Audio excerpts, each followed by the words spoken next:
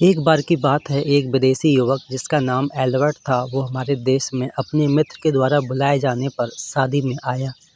तो शादी में भोजन के विभिन्न व्यंजन और उसे खाने वालों को देखकर विदेशी व्यक्ति बेहोश हो गया। पुलिस को शक हुआ कि कहीं खाने में कुछ गड़बड़ तो नहीं है। पुलिस ने तुरंत उसे हॉस्पिटल में भर्ती करवाया।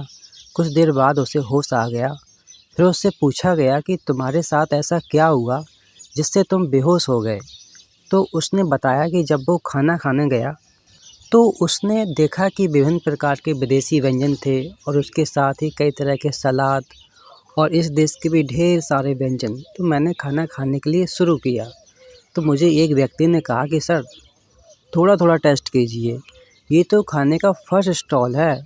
फिर वो व्यक्ति मुझे खाना के अन्य स्टॉलों पर ले गया तो मैंने देखा कि वहाँ 15 तरह के सलाद थे और 8 तरह के पापड़ और 20 तरह के अचार और 6 तरह के रायते और 5 तरह की दालें, 4 तरह के चावल, 12 तरह की सब्जियां।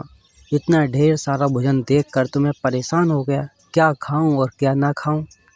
फिर आगे मैंने देखा कि 4 तरह की तंदूरी रोटी थी, 24 तरह की मिठाइयों के स्टॉल और 18 तरह की कुल्फ़ियाँ।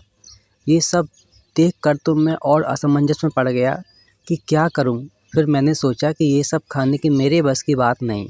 ये सोचकर मैं पानी पीने गया तो वहाँ 2 लोगों की बात सुनकर तो मेरे होश ही उड़ गए।